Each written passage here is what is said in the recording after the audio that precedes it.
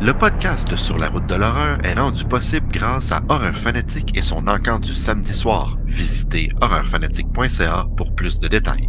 Maintenant, bouclez votre ceinture puisqu'on vous amène sur la route de l'horreur.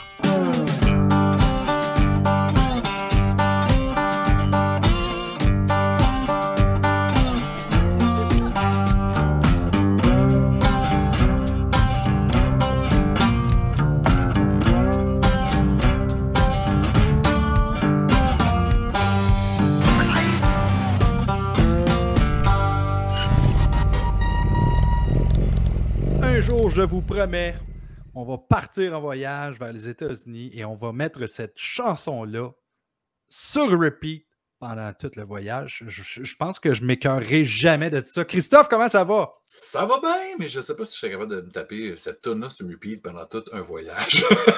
Ben, petite anecdote très rapide, on a déjà écouté All Night Long pendant toute la nuit pendant un voyage. Ouais, je sais, je pense que tu l'as déjà dit ça dans un C'est autre probablement épisode. pas moi qui ai dit ça. Voyons donc, j'aurais jamais dit ça. Je me répète, Non, mais- j'aime, moi. Cette tune-là est cool. C'est Hey! Salut les zombies! Bon allez, arrêtez vos conneries là et commencez à discuter sérieux là, parce que ça peut plus durer cette histoire. Hey, qui c'est qu'on a comme invité aujourd'hui? Ben, on a Jonathan Reynolds, auteur de romans jeunesse et adulte. Je vais faire sa bio tantôt, là, mais on est vraiment content de le recevoir enfin sur le show! Hey! C'est vraiment... C'est quelque chose, hein? Moi, Oui. je suis sûr que... Ben, en fait, pas sûr, mais c'est le genre de gars que j'aimerais avoir au moins deux fois dans là. notre show. Ouais, Ça serait quelque chose. Ouais, c'est bon, allez, taisez-vous, on a compris. Pour ceux qui nous regardent et qui n'ont pas compris, on l'a déjà reçu, mais les gars, ils ont effacé l'émission comme des cons, donc on est obligé de la refaire. ok. C'est pas moi, c'est Il n'y a pas moi. rien de mieux. Il y a rien de mieux que Puis- de le dire dans le show, en plus. C'est ça. Puis c'est pas clair. C'est peut-être Zomblar qui a pas pesé sur record aussi. T'sais, on le sait pas. C'est vraiment très mystérieux. Zomblar, il est obligé de peser sur record parce que sinon, il voit pas le temps défiler, mon con. Je vais prendre le blâme, En ça tout me cas. dérange pas. Hey, on va continuer avec l'émission, par exemple, parce qu'on pourrait parler de conneries pendant toute l'émission complète. Donc, j'aimerais ça qu'on y aille avec le tour de table horrifique. Bienvenue au tour de table horrifique!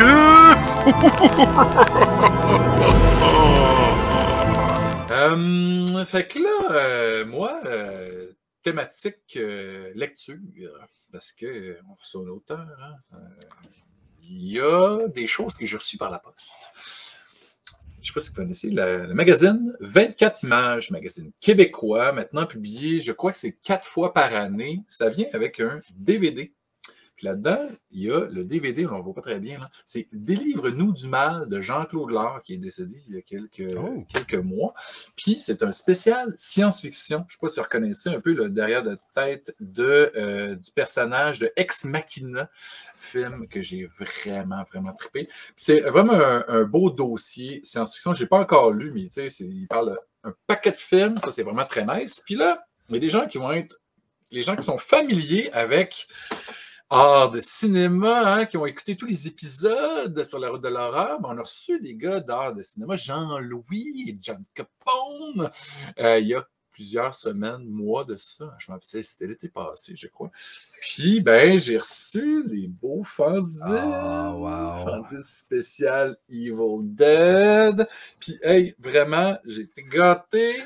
Aussi. Ouais, ben fais pas le malin, moi aussi je l'ai, le spécial Evil Dead. Hey, check ça comme il est épais. Celui Conte de la crypte, là, c'est hallucinant. Vendredi 13. Ah et ouais. John Carpenter. Il manque juste le jazz et le prochain qui n'est pas encore totalement fini, qui est celui sur Poltergeist, Oui. sur lequel j'ai collaboré. Donc, c'est pour ça, Jean-Louis me fait un cadeau, m'a envoyé ces beaux magazines-là. Je suis très C'est content. écœurant ce qu'ils font. Oui, C'est écœurant. vraiment, vraiment très cool. Fait que c'est ça au niveau de la lecture. Puis évidemment, il y a des trucs liés avec notre invité, mais j'en reparlerai un petit peu plus tard. Parfait, il n'y a pas de problème. Hey, moi, dans mon cas, j'ai été à une convention d'horreur en fin de semaine. Ben oui! Je devrais pas dire en fin de semaine parce que je ne sais pas quand est-ce que vous allez m'écouter, mais ceci dit, c'est pas un secret, on a été à Shockstock. Ça faisait longtemps qu'on n'avait pas été là. Et puis, bon, ben, qui dit Shockstock dit film, Blu-ray, DVD, VHS, même Tu t'es gâté. bêta. Oh, oui. Des bêtas? Oh oui, bêta. Puis, tu sais, je pense à toi parce qu'il y avait aussi des vidéodisques à vendre. Ah. Et je me suis gâté dans beaucoup de films à 3 $, 5 $, mais là, j'ai décidé de vous montrer seulement mes grosses pièces de collection parce que Vinegar Syndrome était là. J'ai ici The Girlfriend from Hell de Vinegar Syndrome. J'ai acheté à très bon prix un film de Severin qui est Skinner, que j'ai vu là, vraiment très longtemps. Est-ce que c'est le film qu'il y avait sur la pochette une espèce de visage avec une mâchoire en métal? Ça se peut-tu? Je ne sais pas si c'est ça-là. Je sais de quoi tu parles. Comme je te dis, je ne l'ai jamais vu. C'est Fangoria qui avait sorti ça à l'époque. C'est avec Ted Raimi. C'est lui. En fait, Skinner, à un moment donné, Ted Raimi se retrouve comme dans un corps de peau, littéralement, dans lequel il se cache, je me rappelle bien. Je l'avais vu dans Fangoria. Vous l'avez pas croisé, Ted Raimi, il n'y a pas longtemps, dans une convention? Oui, on l'avait rencontré à... c'était quoi encore? Voyons, All Around. Ah, nice! J'ai hâte de voir ça, cette entrevue-là, moi. Blood Games. Un autre de Vinegar Syndrome. Saint-Bernard, qui est dans la même veine que Cujo. Moi, qui est fanatique de So Bad It's Good, évidemment, je ne pouvais pas résister à Tammy and the T-Rex. Ah, c'est pas avec Denise Richards, ça? Oui! Avec Denise Richards et Paul Walker aussi. Hey, ça a l'air que c'est pourri, ça. C'est drôle. C'est drôle. Puis celui-là, il est uncut en plus. Il est gore à souhait. La collection de Televised Terror qui contient le film Calendar Girl Murders, Are You in the House Alone, puis Child in the Night. J'ai jamais entendu parler. Ouais, j'ai fait un petit tour aussi à Black Phone parce que vous vous rappelez peut-être d'avoir vu l'émission dans laquelle on parle de Vicious Fun, distribué par Black Phone, qui est un film complètement débile. Trippé, hein? C'est ça, vous l'avez vu à Blood in the Snow, hein? Moi, je l'avais déjà vu sur Shudder parce qu'il est disponible sur Shudder. Ah, ouais, Et il y a une des actrices qui joue là-dedans qui vient de Montréal et qui fait des voix à Montréal et tout. Il faudrait bien l'inviter au show qui s'appelle Amber Goldfarb. Sans pas trop, je veux pas détruire son nom. Et un autre de Vinegar Syndrome. Ah, ça c'est cool ça. Slaughterhouse Rock. Mais qu'est-ce qui est le fun sur ce film-là, c'est que il y en a deux avec Hard Rock Zombies. Donc, j'ai rajouté ça à ma liste de 357 films à écouter que je n'ai pas vu encore dans ma collection. Bon, il fait du Steve. Mais moi, je les écoute un après l'autre, par exemple. Oui, je sais qu'aujourd'hui, tu as écouté... C'est quoi j'ai oublié. Tu as écouté un film, je voulais t'en parler, maudit. On s'en fout, fais ta présentation, mec. Avant, je te dis, The Rage Carry 2, c'est ça que j'ai écouté. C'est ça, je voulais t'en parler parce que je l'ai justement ajouté à ma collection. Je l'ai en VHS. La VHS, elle est rouge. Je ne l'ai jamais vue. Moi, je suis un gros fan du film original, mais... C'est très bon. Oui! Mais hey, t'as-tu une bio sur Jonathan? Ben oui! Par hasard? T'as eu la chance de préparer ça? Oui! Elle est prête depuis tellement longtemps. Jonathan, il est né en Estrie. Il a étudié à Montréal, à Chicoutimi, hein, ma ville natale. Il est aussi détenteur d'un bac en arts multidisciplinaires de l'Université de Sherbrooke. C'est un ex-libraire, mais maintenant il est critique et coordonnateur pour le magazine littéraire Solaris, ça depuis 2015. Il est fondateur aussi des éditions 6 Brumes, qui ont publié un paquet de livres, dont des livres de Jonathan, comme La légende de McNeil, des recueils de nouvelles, comme Horrificorama, comme les livres de Pierre-Luc La France, et de Frédéric Durand. Apparemment que ce film-là parle des clubs vidéo louches. J'ai vraiment hâte de le lire. C'est un prospect comme invité de notre émission. Je m'imagine déjà Jonathan en backstage comme dire tabarnouche, il est fan en tabarnak. Ben non, mais je remercie Jonathan. Il m'a envoyé plein de lectures. Non, Jonathan, il est en train de se dire bouge-toi le cul. Ben non, mais Jonathan, là, c'est pas juste un gars qui gère cette maison d'édition-là, un Labor of Love qui nous disait précédemment dans une autre entrevue. Mais il est aussi auteur de romans pour petits et grands. Donc moi, le premier livre que j'ai lu de lui, c'est son plus récent, 2020, Abîme, publié aux éditions À lire, la même maison que Patrick Sénécal. Ça, c'est une histoire vraiment cool parce que ça parle de Ben Metal, mais je ne vais pas énumérer tous les livres que Jonathan a écrits parce qu'il y en a beaucoup. Depuis 20 ans qu'il publie des livres, justement des livres jeunesse, il y en a une bonne douzaine. On parlait tantôt avec Martin de Terribles voisins aux éditions Frisson Héritage. Non, mais c'est vrai, en 2019, c'est plus récent aussi. Puis, ben, c'est ça. Jonathan, c'est un métalleux, donc moi, je suis vendu. Quand je l'ai rencontré la première fois l'année dernière au Salon du Livre. Il me dit « Hey, je te connais toi! » Il dit « T'es pas sur la route de l'horreur? » Mais là, c'est dans ma cool, c'est la première fois de ma vie, je me fais reconnaître à cause du show. Puis là, on jase, il est au kiosque à lire. Puis là, il me dit « Hey, je suis auteur. » Puis là, il montre ses... C'est vraiment cool. Puis mon ami le connaissait, il avait déjà jasé avec. Donc, ça a été vraiment une première belle rencontre. Bien content de le rencontrer à nouveau. C'est pas la deuxième fois. Sur le show, aujourd'hui, on peut faire rentrer Jonathan parmi nous, s'il te plaît. Jonathan! Bienvenue à l'émission! Salut. Comment ça va? Ben, ça va bien. Yes! Non, vraiment J'aime content l'histoire de d'amour te que revoir. vous avez entre toi et Christophe, c'est très... Ben, tu sais. Non, mais des métalleux, là, ça se reconnaît, ça a vécu les mêmes choses, la persécution, Tout tout à ça. fait. Tout à fait. Maintenant, j'aimerais souligner à ce moment-là que Oui. vous êtes 3 métalleux dans l'émission et un gars qui trippe vraiment pas métal pour X. Qui est toi? Toi, t'es plus Ouais. musique électronique, Martin, un peu. Ouais, là. plus électronique. ça, Mais c'est je le respecte absolument ceux qui aiment le métalleux et je comprends très bien le pourquoi aussi. Ok, c'est bon, merci Martin, bye. Ouais, parce que, ben, c'est ça. Non, j'allais dire, parce qu'initialement, ben, c'était ça. On était 3 métalleux sur le show. On ne reviendra pas là-dessus. Mais on est vraiment content de t'avoir sur le show, Jonathan. Pour vrai, sans farce, c'est vraiment un plaisir de t'avoir et jaser de ce qui nous passionne, l'horreur. Hein? Puis, tu sais, habituellement, on va toujours aux sources. On demande à notre invité, là, ça a été quoi le déclencheur? Tu sais, de la passion pour l'horreur, là. Pour toi, là, ça a commencé où, tout ça? C'était-tu un livre? C'était-tu un film? C'était-tu une bande dessinée? Ça, là, c'est une méchante bonne question. Puis j'ai la réponse, on dirait, toute cuite, là, toute prête, comme si c'était dans un film. Flashback dans ma jeunesse. Imaginez en noir et blanc, là, j'ai 2 grands frères qui, eux, sont ados. Moi, je suis encore au primaire, je suis très jeune. Moi, j'ai pas le droit de regarder des films d'horreur, mais pas du tout. Mes parents veulent pas.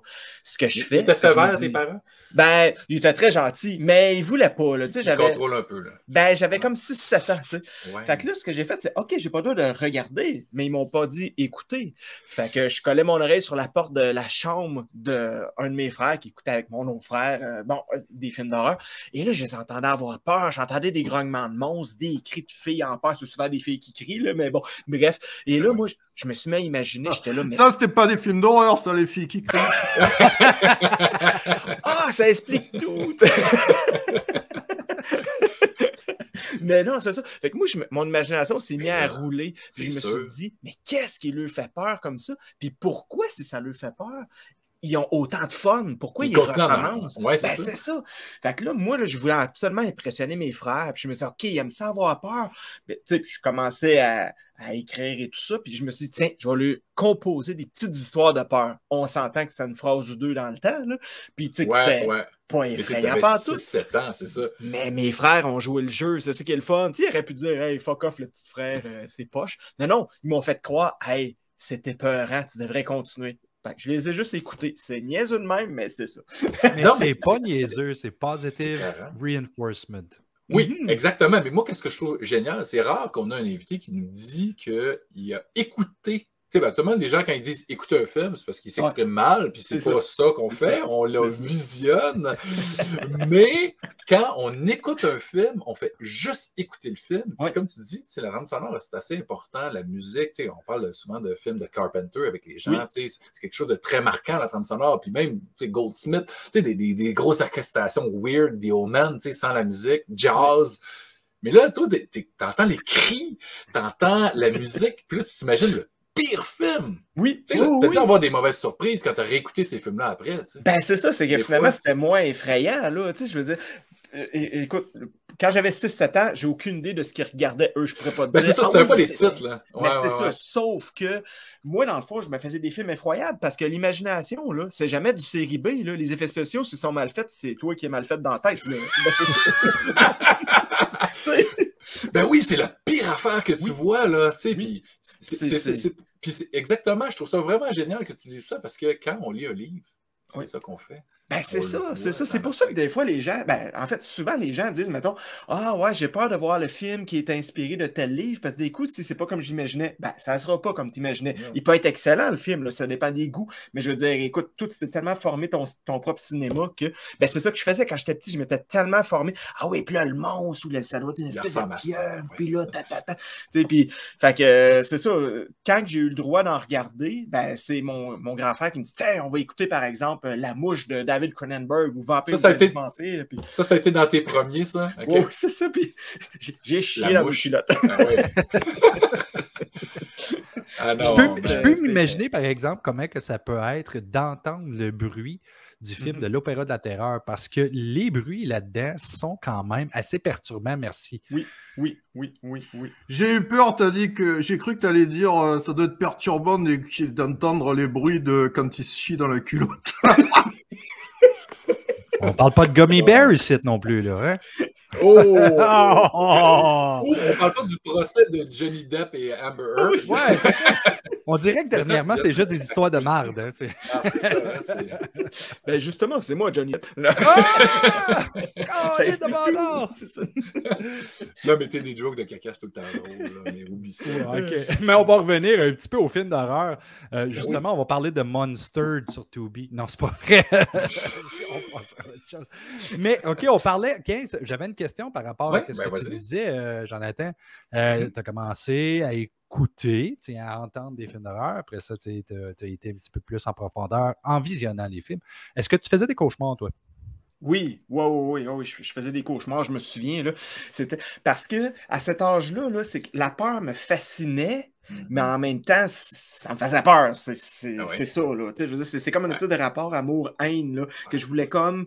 Ben, je me l'expliquais pas comme ça, là, c'est après coup, là, mais tu sais, je voulais comme affronter ça, montrer que j'étais brave comme mes frères, puis tu sais, suivre, là. Mais en même temps, c'est ça, là, tu sais, la nuit, des fois, je dormais pas, puis j'étais là, pourquoi je regardais ça, ou pourquoi, tu sais... Puis mon frère, justement, il était abonné à Fangoria, un de mes frères. Puis là, c'était justement là, dans le temps des vendredis 13 et tout ça. Puis là, ben, ça monte, mettons, là, je sais pas moi, le gars avec la flèche dans l'œil. Puis là, j'étais comme, mon Dieu, c'est comme. Tu sais, j'étais comme traumatisé. Ben, traumatisé, c'est un grand mot, mais terrorisé par tout ça. Mais en même temps, ça me fascinait, tu sais, parce que. Sinon, ben, je l'aurais juste laissé là, puis tu n'ouvres plus le tiroir, mais là, j'étais toujours comme les mains un peu tremblantes, là, puis là, puis encore une fois, tu sais, c'est comme, là, au niveau de, tu sais, tu avais l'audio, tu sais, quand tu écoutais les films, là, le magazine, c'est, tu vois des images, oui, tu imagines tout le reste du film, ça doit être malade! Mais souvent, c'est les meilleurs shots qui sont dans le magazine. Même, là, même plus tard, là, mettons, là, quand j'avais vu... Par exemple, j'avais, je pense, 13 ans. Puis quand le Retour des Morts-Vivants 3 était sorti, là, avec la belle fille rouge, avec des piercings. Mais avant que je le voie, là, ça, je l'ai vu peut-être à 15 ans, OK? Parce que je me souviens, il était 18 ans et plus, ce film-là. Fait que, hors de... Voyons, j'avais pas le droit de parler tout le cinéma, tu sais, bon. Mais, puis, la location à cette époque-là, ben, je pense qu'il était sorti comme en 95 de mémoire. En tout cas, moi, j'ai vu à 15 ans. Bref. Et, sauf que j'ai vu ce film-là avant, dans Fangoria, il en parlait, puis je disais, ça a donc bien l'air, tu sais, c'est bizarre, mais en même temps, j'étais comme attiré. Tu sais, il y a tout ça qui venait jouer. Alors, même là, plus tard, l'image, puis en essayant d'imaginer le film, parce qu'il n'y avait pas Internet dans le temps, là. Tu sais, fait que j'aime ça parce que c'est des moments précieux, ça, là. Tu sais, de nos jours, tu sais tout le film avant, le monde le pirate. Tu sais, à l'époque, là, c'est comme, Fallait que tu le trouves. Là. Exact. Hey, écoute, tu parles de bizarre, puis moi, je veux entendre des choses bizarres. Je veux qu'on passe aux questions à rafale. Question rafale, yes. Est-ce que notre invité saura répondre aux questions rafales?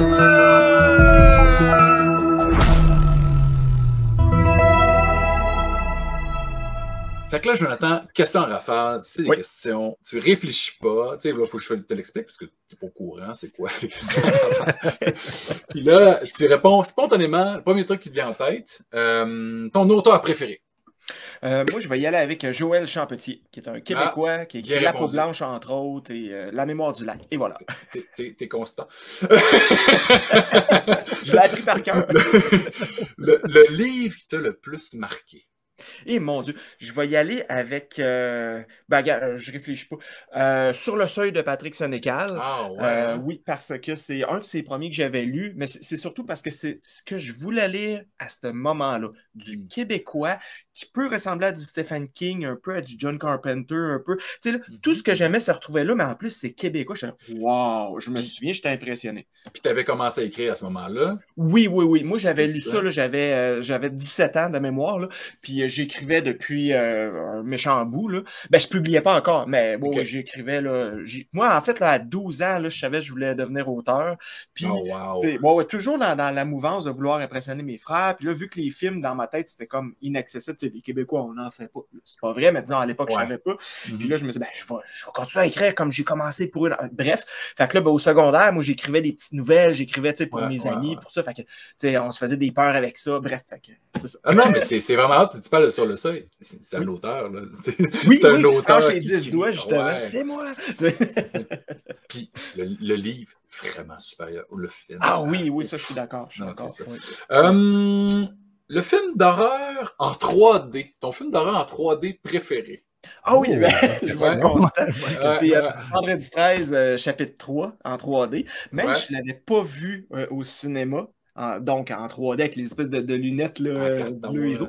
Mais quand même, je l'écoute au moins une fois par année. Puis, Au cinéma, par exemple, c'était pas des lunettes rouges et bleues. C'était des. Non, c'était des. Comment qu'on appelle ça encore? C'était des lunettes grises. Et hey, chiole pas tabarouette, je le sais, je l'ai revécu 2 fois. Et ça, ces lunettes-là qui sont polarisées, c'est comme ça qu'ils font les films depuis les années 2000. Mais avant, c'était... Tiens, il me semblait qu'on était dans les questions rafales pourtant. Hey, on a le droit de parler, tabarouette. Mais je te dis, quand j'ai été à l'Impérial, quand il y a eu une présentation spéciale de Vendredi 13, Part 3, juste pour rire en plus, c'était pas des rouges et bleus. OK. C'était en quelle année, ça? C'est ça, c'était en 2000. C'était en 2002-2003. J'ai manqué cet événement-là, ça avait l'air cool. Sinon, ton roman jeunesse préféré? Je vais y aller avec Là-haut sur la colline de Claude Bolduc. C'est excellent. C'est vraiment excellent parce que même si c'est du jeunesse, ça fait quand même peur. Parce que, tu sais, on a tendance à se dire, le jeunesse, c'est gna-gna, puis les monstres, c'est mes amis. Non. Là-dedans, là, c'est épeurant, puis on peut peut-être pas s'en sortir. Bref, j'en dis pas plus. Ah ouais, hein? Non, il faut que j'aille lire ça.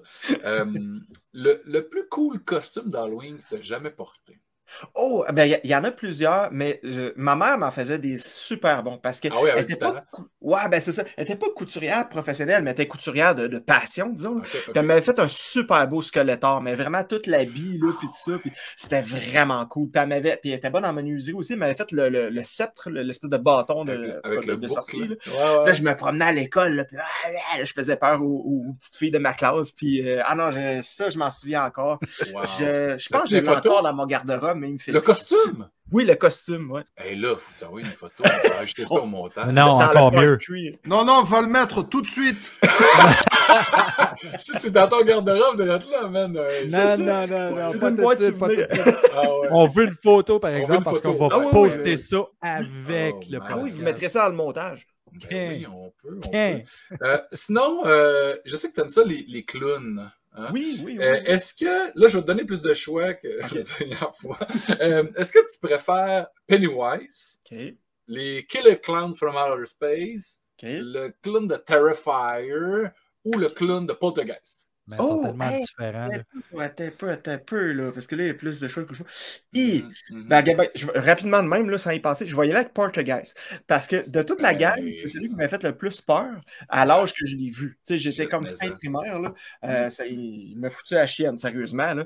Parce que je me souviens que, disons, dans l'épisode que personne ne va voir, j'avais répondu les clowns de From Outer Space parce que ce film-là, il est très cool. Puis l'affaire que je n'avais pas dit, c'est que c'est pas que j'aime pas Pennywise. Hit, là, j'adore l'histoire de Hit, mais le clown, je trouve qu'on le voit trop. Mais ça, c'est personnel. J'adore les petits gars en vélo, j'adore tout ça, le setting. Là, jusqu'à me dire, dégage. J'aimerais ça qu'on suggère plus. Là, oui, c'est ça. Ben, ça, c'est personnel. C'est personnel, ouais. La nouvelle ou le roman qui t'a fait le plus peur? Tu sais que tu as eu de la misère à dormir. Là. Ben, je vais y aller avec quand j'avais 13 ans. Mon grand frère m'avait prêté du Lovecraft, Howard Philip Lovecraft. Et c'était un recueil. Puis dans ce recueil-là, il y avait la musique d'Éric Zann. J'espère que je le prononce comme il faut. Et rapidement, là, c'est une histoire qui est un homme qui, son voisin d'en dessous, joue de la musique, mais avec un instrument qu'il n'a jamais vu. Il ne sait même pas le nom de cet instrument-là. Et cet instrument-là ouvre un genre de portail vers l'ailleurs. Et il y a quelque chose qui va venir de l'autre côté, vers ici. On ne le voit jamais. Tu sais, quand on parlait de suggérer, c'est ça, tout est suggéré. C'est ça qui était effrayant. Je me souviens, j'étais là comme, OK, on n'est pas dans l'histoire de loup-garou puis de petit vampire, c'est autre chose. J'étais comme, wow. Tu sais, de nos jours, Lovecraft, il y a des toutous de Cthulhu renommés, là, mais à l'époque, j'en ai un dans mon char. Oui, c'est ça. C'est rendu mainstream. Mais à l'époque, j'étais comme, que c'est ça? Ouais. Parce que moi, je trouve que c'est un méchant bon auteur, là, pour ceux qui ne le connaissent pas ou ceux qui ont vu les films inspirés. Là. Allez donc lire une histoire ou deux, là, vous allez voir, c'est vraiment cool. C'est donc que tu parles d'un instrument de musique parce que j'allais t'amener une référence directe à ça. Hein? Oui. Là, je ne sais pas si ça a changé depuis, mais le band metal qui ressemblerait le plus à celui d'Abîme. Et quand je me souviens pas ce que je t'avais répondu, mais ce que j'ai là ce soir, là, écoute, moi, j'irais avec le vieux Cataclysme, OK? Le groupe Cataclysm, là, genre de l'album Sorcery ou même avant les démos, là, mais en fait, c'est pas ça que j'avais en tête quand j'écrivais. Là, ça m'a comme popé là, OK? Parce que ça m'avait comme vraiment... Ça avait influencé. J'avais comme 14 ans, puis un de mes amis qui avait acheté la cassette, on n'avait jamais écouté de death metal de notre vie, puis il arrive avec ça. Oh, ça allait cool, la pochette est belle, puis il y a Sorcery, OK? Là, on met ça, on était dans le sous-sol de chez ses parents, on avait mis ça au bout, là, son père descend. Tabarnak, enlevez ça! Mais bref, ça nous avait comme que c'est ça. C'était comme un choc culturel. Sinon, là, c'est ça. C'est vrai que le band mystérieux dans mon roman Abîme, là, dans ma tête, il n'y a rien qui ressemble à ça. Parce que c'est pas musical, c'est pas. Parce que même. Cataclysme, même si c'est surtout les premiers albums, là, c'est du gros, vraiment gros death gras, il y a quand même des mélodies. Mais moi, ce band mystérieux-là, il n'y a aucune mélodie. Là. C'est vraiment la recherche de d'autres choses que de la musique. Là. Ouais. D'ouvrir un portail, justement, quelque part. Mais qui n'est pas sur l'enfer. Ouais, c'est ça. Parce que, je ne sais pas si tu veux qu'on en parle tout de suite ou quoi. On ira tantôt. On ira tantôt. Parfait. Tu me rappelleras de te dire pourquoi c'est pas cliché, selon moi. Parfait. Parce que je vais peut-être l'oublier. Là. On va y aller, c'est clair, parce que j'ai vraiment aimé ça. Puis tu irais écouter le band Primitive Man. Moi, ça me sonnait cette cloche-là. Cool. Ton meilleur conte, là, il me reste 4 questions. Je voulais 13. Ouais, je dirais là, qu'il te reste une question parce que ça fait longtemps qu'il est passé. Non, moi, je dirais que tu as fini. Ouais. OK. On va y aller avec la question qu'on pose à tout le monde. Freddy ou Jason? OK. Même si mon film d'horreur préféré est le premier Freddy, OK, le personnage, là, je préfère Jason. Je ne sais pas pourquoi je l'aime plus, mais c'est une machine à tuer. Il parle pas, il niaise pas, il est juste là pour tuer. Puis écoute, si c'est sur son chemin, tant pis pour toi. J'ai du fun avec lui. Ben, ça fait plaisir. Mais tu sais, on les aime tous. Oui. Martin, on dit qu'on tripe sur Freddy, mais tu sais, on aime Jason pareil. C'est ça, je les aime tous au final. Comme je dirais là, qu'un des films que j'écoute le plus depuis que j'écoute des films d'horreur, c'est Friday the 13th Part 6. Et ça va être A Nightmare on Elm Street 3. C'est deux de mes films favoris de la franchise de chacun. Oui. Ça fait un excellent programme double, ça, en plus. Là. Exact. Des super bonnes suites. Moi, ce que je voulais savoir aussi, je voulais qu'on discute un peu du côté, l'aspect roman jeunesse. Tu sais, toi, tu t'écris sur les deux terrains, si on veut. Ouais. Parce que, tu sais, bon, tu as été rapidement, tu es devenu un auteur jeunesse, tu avais ça, ces deux carrières-là, si on veut. C'est pas deux carrières, c'est auteur, mais tu sais, en parallèle, je me demandais c'était quoi le processus de quand tu commences à écrire quelque chose, est-ce que tu sais déjà que ça va être un roman jeunesse ou tu te dis, OK, finalement, je vais peut-être downplayer certains détails, on va l'amener là, ou est-ce qu'il y a une histoire qui te parle plus? C'est quoi le processus derrière transformer ça en dépendamment du public? T'sais? Ben, dans le fond, là, c'est très, très, très simple parce que je sais d'avance quand une histoire va être jeunesse ou adulte, même à la limite, là, si ça va être une nouvelle, donc une courte histoire ou un roman. Là, ah oui, tu le sens là, tout de suite à la première impulsion. Ben, je le sens, mais surtout que mon jeunesse, mes livres jeunesse, c'est parce que souvent, ça va être des commandes. C'est, mettons, la maison d'édition, des éditions Zolé qui viennent d'Abitibi, quand on a débuté la collection Zone Frousse, dans laquelle je n'ai publié beaucoup, bref, ben, ils m'ont tout de suite demandé, écoute, veux-tu en faire partie? Parce qu'on voit que tu fais de l'adulte, puis écoute, on cherche des auteurs qui font de l'horreur au Québec, puis à un moment donné, ben, on fait rapidement le tour, surtout à l'époque. Fait que là, ben oui, OK. Fait que là, d'avance, moi, je savais que, puis cette collection-là, c'était un par année. Donc, je sais que faut au moins que je calcule un projet dans ma tête, que je prévois dans mon tiroir ici jeunesse, un roman par année. Donc, ça, je les sais. Puis ils sont comme, OK, go, vite, l'année prochaine, ça va être lui. Ça. Pendant ça, là, je travaillais tranquillement pas vite mes projets adultes et tout ça. Fait que, ça, c'est plus long. La gestation est plus longue pour ces projets-là. Ah oui, juste celui que tu montrais à Bim, là, il m'a pris 10 ans à faire. Ça veut pas dire qu'à tous les jours, je penchais dessus, c'est pas ça. Mais le temps que je trouve comment raconter cette histoire-là, comme, tandis que la jeunesse, c'est 10 000 mots. Je calcule pas ça en nombre de pages parce que ça veut rien dire. Le livre, il est, mettons, 250 pages, mais moi, en Word, c'était 30 pages. Donc, c'est en nombre de mots. Bref, c'est écrit plus gros aussi. C'est ça. Puis, fait que les jeunesses, c'est pour ça, ils étaient déjà comme go. On y va, puis c'était déjà formé, tout ça dans ma tête. Adulte, attends un petit peu, là, je vais essayer de surprendre mon lecteur. Il en a déjà lu, il en a vu des affaires, tout ça. Bon, bref. Fait que oui, ça prend pas mal plus de temps pour adulte que pour jeunesse. Ben, même si dans jeunesse, il peut y avoir plusieurs versions aussi. Là, c'est pas comme dans les films. Là, j'adore In the Mouth of Madness, puis je sais que vous aussi. Mais tu sais, c'est toujours l'espèce de vision romantique. C'est prêt à la fin, oui, fin, il envoie ça à l'état, et voilà. Mais ou dans Misery, ou mais voyons. Mais dans la vraie vie, en tout cas, disons, un auteur qui prend au sérieux ce qu'il fait, selon moi, il retravaille. Là, il n'y a pas de génie né, là, je veux dire, à un moment donné. Là, à ça, quand j'ai composé ma 5e symphonie, bravo. Puis, tantôt, tu parlais de... Il y a des livres jeunesse qui font peur. Et où la ligne, entre c'est trop, on est dans... Évidemment, là, je l'ai ici, Agonie, là, la nouvelle Sam, là. C'est pas jeunesse, il est marqué 18 ans et plus. Là. Puis Martin, ça, là, tu vas capoter. Là. Ça, là, c'est gore, là, c'est brutal. Là, je lisais ça, là, puis j'étais... Wow, ça fait longtemps que j'ai pas lu quelque chose d'aussi cru puis aussi tordu. C'est extrême. Puis là, c'est ça, c'est clairement pas jeunesse. Mais tu peux aller jusqu'où? Jeunesse, là, c'est quoi les âges? Mettons, un roman jeunesse, c'est 8-12 ans dans le fond. 8-12 ans. Fait que, tu sais, quelqu'un pourrait dire, 8 ans, c'est peut-être jeune. En tout cas, mettons 9-12 ans, mais moi, dans ma tête, c'est 8-12 ans.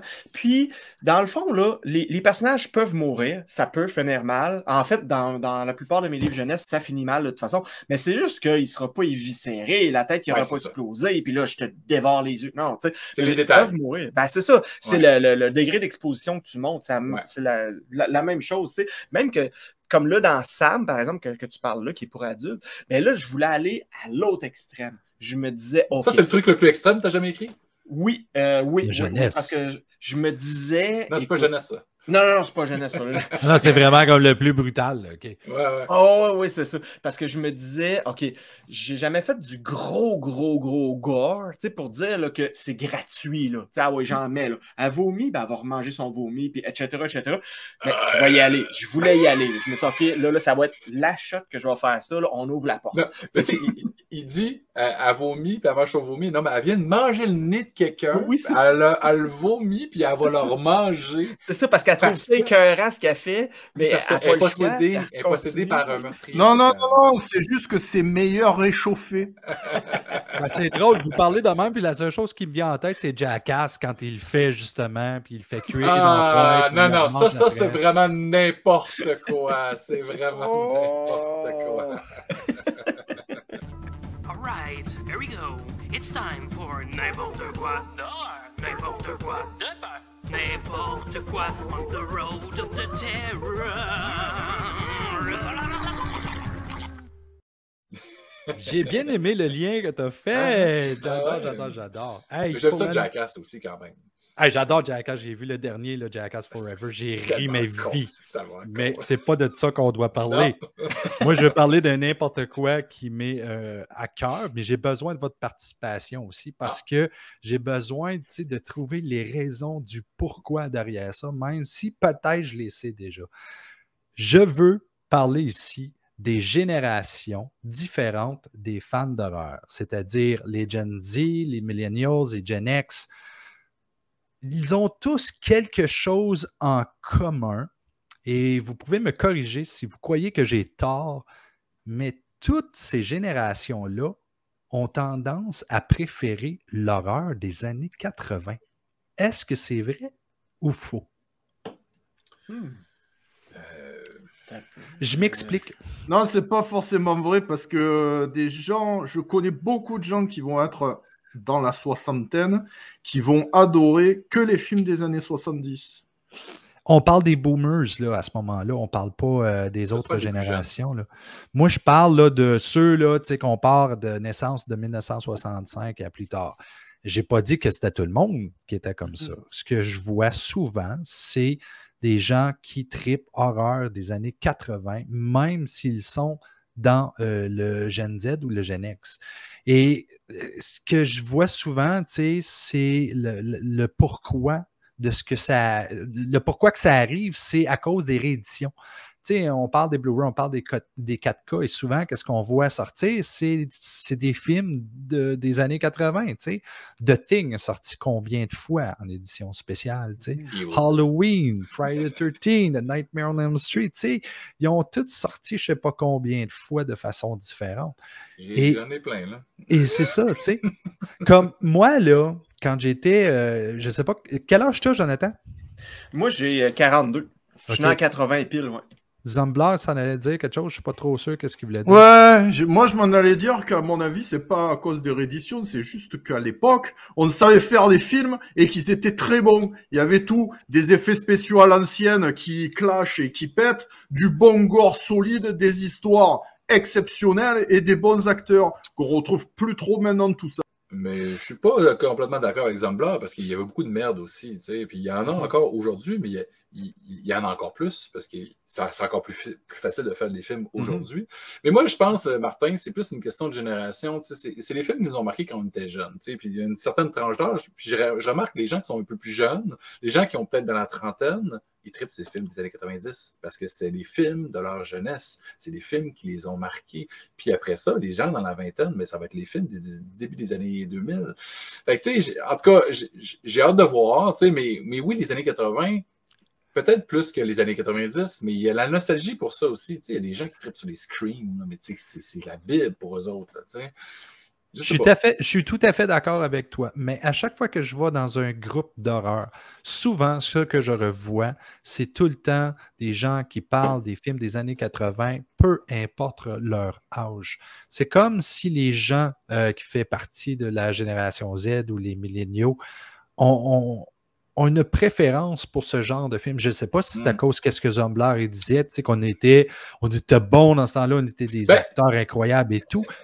c'était populaire aussi, hein? Les années 80, là, faut pas oublier là, que c'est l'âge d'or du slasher, puis les films qui cartonnaient, là, c'était des slashers. Tous les années, faut dire une années chose. 80.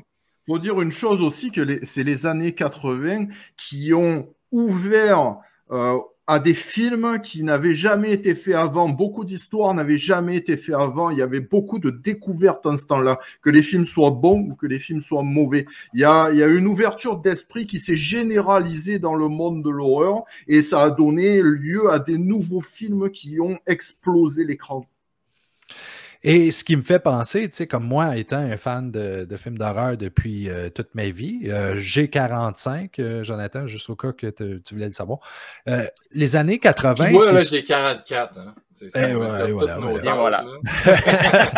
Donc, tu sais, dans notre gang à nous, tu sais, on a une préférence peut-être pour les années 80 parce que c'est effectivement nostalgique, mais en même temps, tu sais, je suis capable de faire 1 + 1 = 2. Je veux dire, même les films que j'ai vus de toutes... J'adore les films de Universal Monsters, mais je les aime pas autant que les années 80. J'adore les films des Hammer, mais c'est pas autant que les années 80.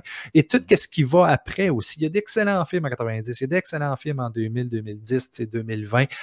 Mais il n'y a rien qui est capable de venir me chercher autant que qu'est-ce que les années 80 est venu me chercher. Et je vais vous donner un des meilleurs exemples.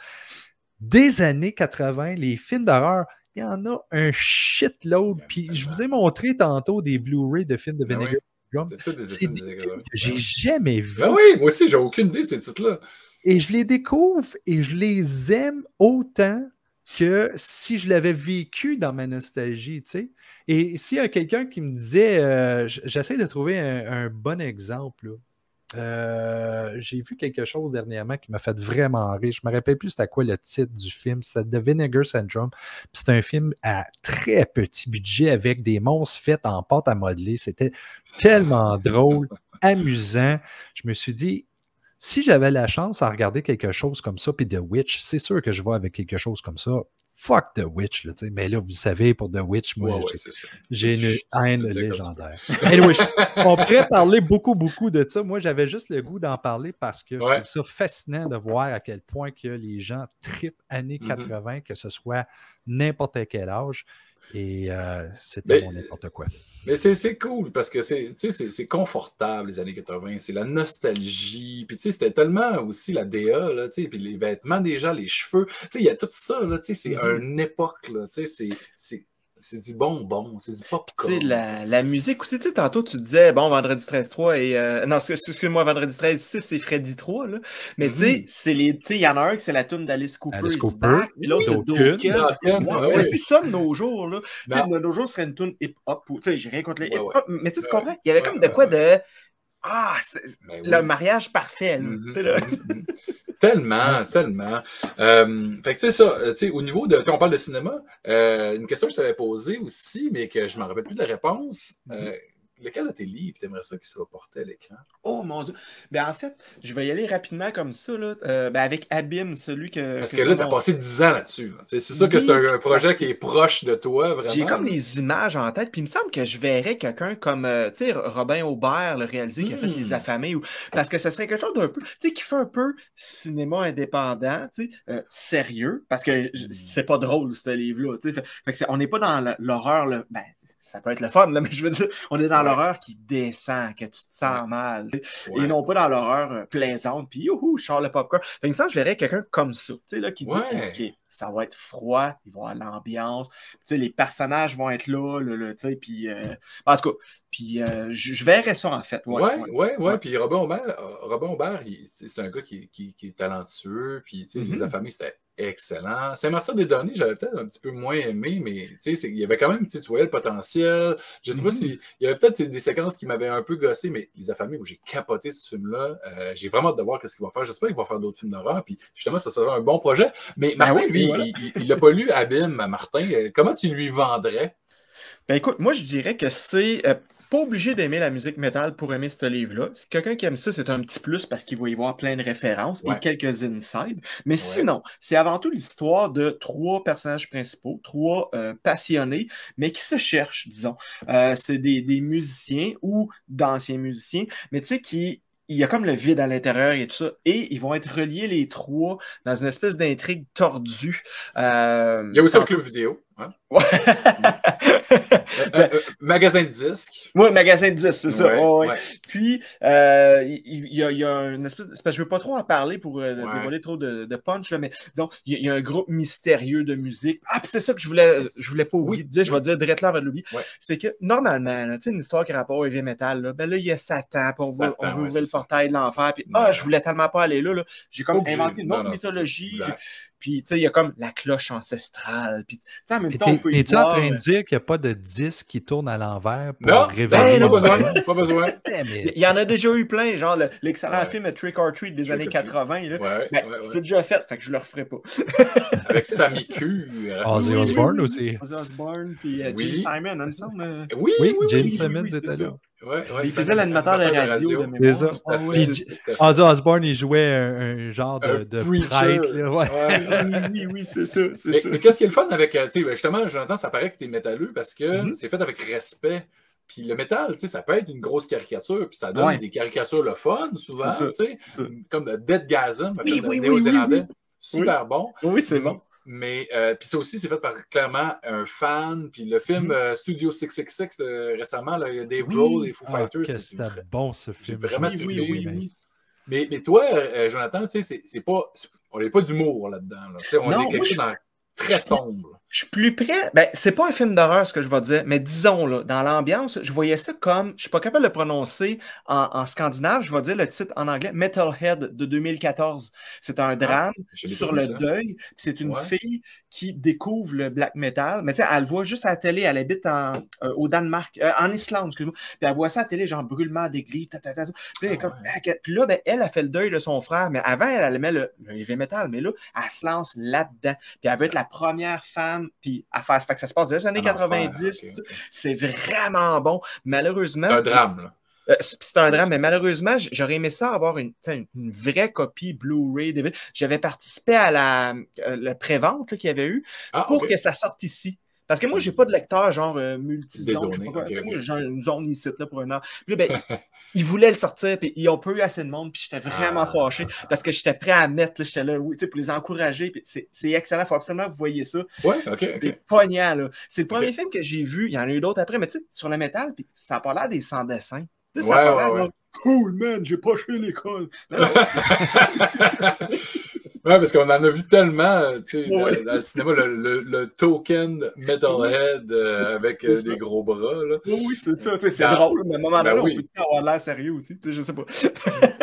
C'est vraiment cool parce que dans ce livre-là, Martin, Jonathan s'est inspiré de bars qui ont existé à Québec puis à Montréal, les Catacombes, puis le bar... As-tu des bars de métal ou... Alternatif métal, là. Ouais, les bars, ils jouaient de la musique lourde. Oui, c'est ça. Puis la boutique aussi qui a existé à Québec, le Pentagramme, qui n'existe plus, elle a existé 13 ans. Puis, fait que je voulais y rendre hommage aussi. La salle de novembre à Québec, sur la rue, Saint-Joseph. Bon, justement, les Catacombes, comme tu as mentionné. Il y a comme plein de lieux comme ça, à gauche et à droite, que j'ai voulu rendre hommage. Puis plein de groupes aussi. Écoute, on parle, tantôt, je disais Cataclysme, mais il y a un Necronomicon. J'adore ce groupe-là. Avec les c'est ça. Puis écoute, j'en nomme plein. Je voulais comme rendre hommage, tu sais, dire, regardez. Je parle pas de Metallica et ACDC. Je les aime beaucoup, mais il y a tellement d'autres choses. Tant qu'à en parler, on peut-tu. Bon, puis, comme on disait tantôt, tu n'es pas obligé de aimer le métal puis de le comprendre. C'est plus, ça pimente le récit. Mais là, on descend dans cette espèce de monde d'abîme-là, cette espèce de culte étrange, puis la cloche, puis le mystère. Tu sais, c'est vraiment, là, c'est bien ficelé. Moi, j'ai vraiment aimé ça. Puis, Martin, tu sais, quand je parlais du Salon du Livre, moi, j'y allais. Bon, évidemment, moi, j'aime lire. Ma blonde est bibliothécaire. On était là, on tripait, on était contents. Un événement, tu sais, en novembre 2021, il y a beaucoup d'événements. Tu sais, c'est encore la pandémie, puis tout ça, tu sais. Puis là, c'était vraiment le fun d'être là. Puis en plus, il y avait un cabaret où il y avait Jonathan qui ouvrait le truc, Sénécal qui le fermait. Puis tout le monde lisait. Il y avait plusieurs auteurs, comme une dizaine à peu près, qui lisaient une histoire étrange ou un peu horrifique, mais tu sais, quelque chose de louche, un peu intense. Il y en avait qui étaient vraiment, vraiment lourds. Et Martin, il avait la tâche ingrate de lire un chapitre Mais en premier, c'était le premier à faire ça, puis ben, tu as lu un chapitre de ce livre-là, puis moi, je suis allé l'acheter tout de suite après. J'étais Oui, vraiment... c'est vrai. Ben oui. Beau travail. Là, vite fait, Ouais. Jonathan, tu parles de toutes les références que tu as faites dans BIM. On parle justement de l'expérience que tu as faite quand tu étais avec Sénécal et tout. As-tu une anecdote à nous raconter? Attends une minute, on va partir le thème de l'anecdote avant. Anecdote, c'est le temps de l'anecdote.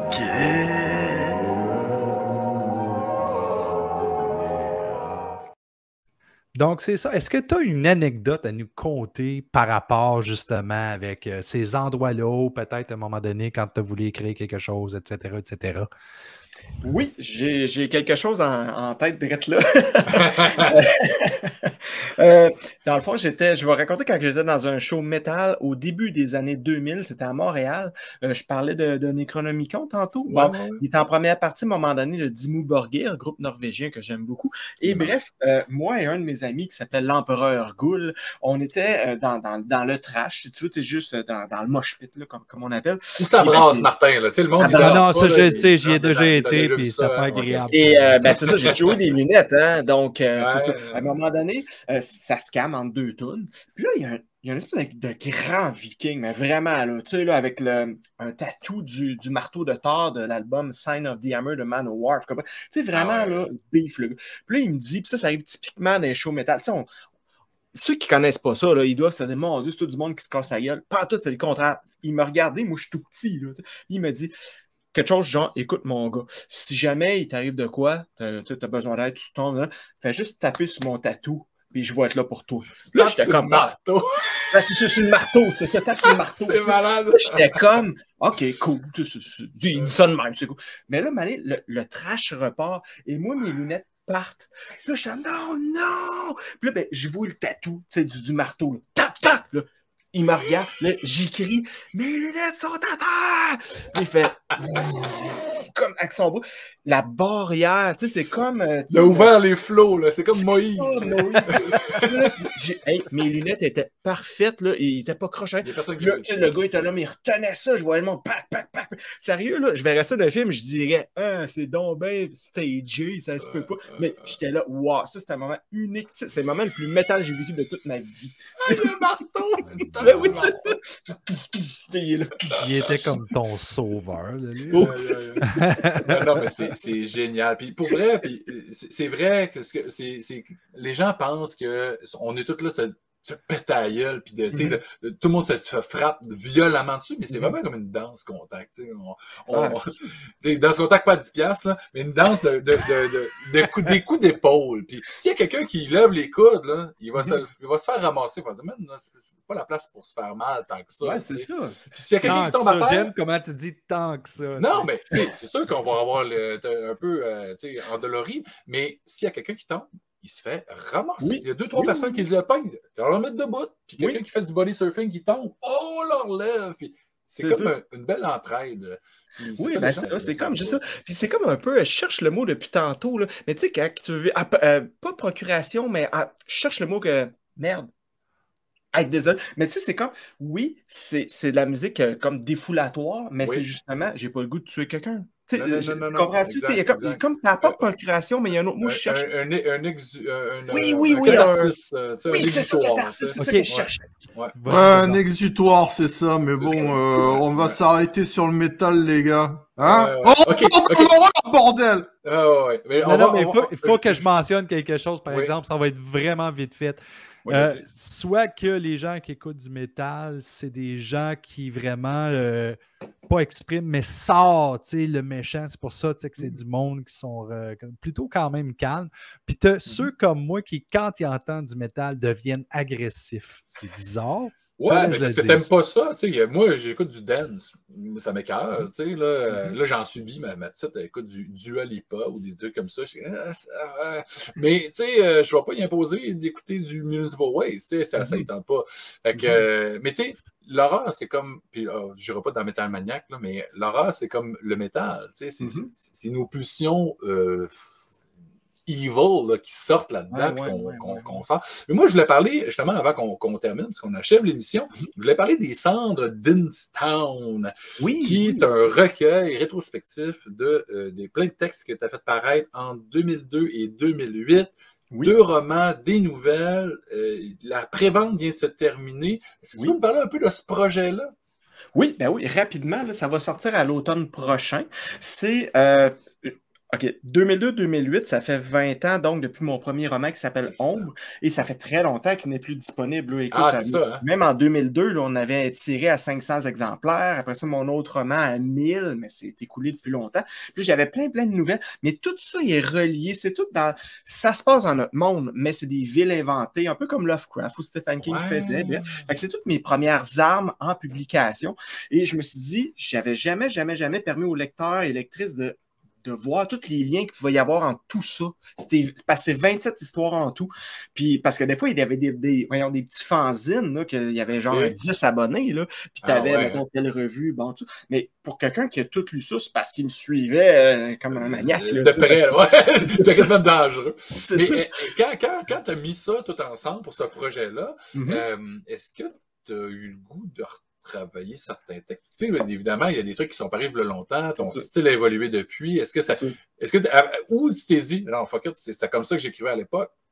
C'était quoi? Ce que j'ai fait, c'est un peu des deux. C'est que j'ai laissé tout tel quel, mais par exemple, pour montrer un peu plus le style d'aujourd'hui, j'ai réécrit dans un bonus à la fin, là, le premier chapitre du roman Ombre de 2002, juste pour montrer qu'est-ce que ça donnerait. Qu'est-ce que tu créé aujourd'hui? Ah, ouais, OK. J'ai même des vieilles versions, tu sais, des proto-versions de quand j'étais au secondaire. Fait que là, j'ai mis ça, fait que les gens peuvent comparer quand j'avais 16 ans, quand j'avais, disons, 22, puis quand j'en ai tant, tu sais. Fait que là, ben, tu sais, vraiment avoir comme ça. Mais les textes publiés tels quels à l'époque, ben, je les ai laissés tels quels. Je voulais comme montrer l'évolution. Fait que je les ai mis de 2000 à 2008.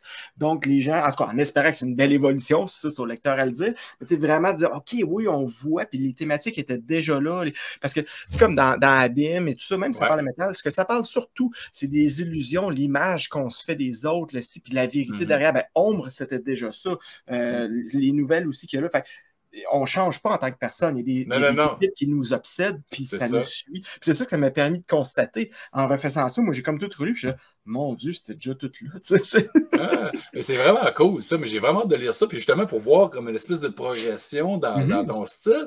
Puis à part, justement, cette compilation de nouvelles-là, de ces 2 romans-là, puis les petits bonus, y a-t-il d'autres choses que tu as inclus? Est-ce que tu as écrit des textes sur une espèce d'intro pour parler? J'ai écrit un long, en fait, je vais appeler ça même plus qu'un intro. C'est un espèce d'essai, un article qui est aussi long que certaines nouvelles, là, vraiment qui récapitule pourquoi j'écris, pourquoi ça précisément, qu'est-ce que c'est, les apprentissages que j'ai fait, tout ça. Puis il y a même des petits trucs d'écriture à gauche et à droite, c'est quelqu'un qui voudrait voir un peu, OK, c'est pour ça qu'il dit que c'est maladroit, tel truc. Ton processus un peu. C'est ça, mon processus. Puis dans les bonus, là, il y a genre, je me suis pris, mettons, au moins une dizaine de bonus, là. Puis c'est ça, il y a des essais aussi de d'autres gens. Il y en a un qui en a fait sur, justement, les rapports entre les lieux réels et les lieux fictifs. Vu que je viens de l'Estrie, en tout cas, bref, il a fait des liens. Il y a Bromptonville. Oui, ben Bromptonville, Sherbrooke, Windsor, ces eaux-là. Donc, mais ça. Parce que on parlait de nostalgie tout à l'heure par rapport aux années 80, mais quand je suis replongé là-dedans, c'était de la nostalgie. Oui. Il y a des nouvelles que je me souvenais même plus c'était quoi, à peu près, là, mais je fais oh, OK, puis là, je me souvenais quand je l'écrivais, puis les personnages. Puis est-ce que c'est principalement horrifique aussi? C'est des trucs qui sont très dans l'étrange, puis... les deux, parce que il y en a autant, là, ben, il y en a un peu de gore dedans, tu sais, mais disons, il y en a un tiers que ce serait du gore pas aussi intense que Sam, qu'on a dit tout à l'heure. Ouais, c'est ça. Mais sinon, c'est de l'étrange aussi, ou tu sais, du fantastique sombre. Là. Quand je dis fantastique, c'est ça. On est dans la réalité, puis ça bascule dans le surnaturel. C'est pas de la fantasy Seigneur des Anneaux, c'est pas ça. Puis, mais ça, c'est tout dans ces eaux-là. Tu sais, mettons, pour faire ça court, oui, c'est de l'horreur. Mais tu sais, disons, pour aller dans les vrais termes, là, c'est ça. C'est vraiment de l'étrange, du fantastique très sombre, puis quelques nouvelles gore là, à travers c'est très, très cool. J'ai bien hâte de ça. C'est pour l'automne, hein, c'est ça? Oui, pour l'automne, c'est ça. 2022. Ben, il y a des gens, là, des chanceux là, qui ont participé à ta campagne de précommande, puis là, ils ont pu être inclus, dépendamment de... Oui, c'est ça. Comme un peu le sociofinancement. Là. Eux autres, ils recevaient une page à chaque jour. Ouais, c'est ça. Non, mais ils ont été inclus dans le livre, dans certains trucs. Puis il y avait des Oui, extraits. le cimetière à Denstown, puis là, ben, c'est comme dans les remerciements spéciaux. Il y en a même il y en a même qui ont choisi, je pensais pas qu'il y en a qui choisiraient ça, tu sais, je suis quand même pas Stephen King ou Patrick Sénécal, mais tu sais, il y avait pour tant d'argent, là t'avais 1 heure sur Zoom avec moi, tu sais, en tu peux poser ce que tu veux comme question. Ah ouais, Il y a une couple de monde qui ont choisi ça, ben écoute, tant mieux. Fait que là, Puis, Tu vois, nous autres, on est chanceux, on a jaser. juste besoin d'être Oui, sur la route de l'horreur. c'est ça. Ben, vraiment cool. Puis, tu sais, juste avant de terminer, parce que là, on est vraiment fini. Il y a d'autres choses qui s'en viennent pour toi? Ben, éventuellement, roman, quand je dis éventuellement, là, ouais, c'est que il est pas prêt. le contrat n'est pas signé, rien. Ok. Mais soit l'année prochaine ou l'année d'après, là, j'ai un autre roman pour adultes d'horreur qui s'en vient. Puis celui-là, ça va être sur mes souvenirs. On parlait de nostalgie, là. Ben, Ouais. ça va se passer à Bromptonville. Ça m'enseigne Jonathan, puis avec sa gang de chums qui tripaient horreur, puis faisait les chasses aux fantômes à Brompton. Là. Fait que c'est là-dedans que je m'embarque là, pour un prochain. Là. Ouais. Ah, très cool. Merci. Vraiment le fun. Merci à vous autres, c'est vraiment le fun. Merci, Jonathan. Sérieux, j'ai hâte d'entendre l'histoire. Ça doit être l'histoire d'un gars qui entendait des films d'horreur en quelque part, puis qui tripait avec ça. Avant de finir, je voudrais remercier évidemment Horreur Fanatique, notre commanditaire, avec leur fameux encan qui est extraordinaire. N'oubliez pas, on est sur YouTube, Facebook, Spotify, Balado Québec, Patreon surtout, si vous voulez des extras, des bonus, on est là, on en a plein. Donc, vous allez en avoir pour votre argent aussi. Puis les bières philosophales, elles sont pas pires, hein, quand même. Oui, ils sont très, très, très bonnes. Mais j'aime beaucoup aussi la fermentor, l'enfer t'attend. Évidemment, oui, fermentor, c'est bon. Quand on finit un show, on n'a pas le choix. Il faut tolérer El Zomblar avec son mot de la fin. C'est ça, vous n'avez pas le choix. Merci, Joe, John, Jonathan Reynolds. C'était excellent. C'est toujours excellent de discuter avec toi. Oui. Et, oui. On l'a déjà fait. Au fait, tu disais que tout à l'heure, les gens y payaient pour aller avec toi sur Zoom. N'oublie pas que toi, tu nous dois des sous, ok? Alors, on en parlera plus tard. Allez, je vous en fais une petite dernière pour la route. Okay. Oui. On est prêt. Vu qu'on a quelqu'un qui écrit quand même, il fallait que j'en sorte une un peu plus, je dirais, fine dans son aspect et sa rugosité. Alors... Que boivent les fantômes lors des parties d'Halloween? L'orange croche. Non. Ils boivent des boissons spiritueuses. Ha, ha, ha, ha.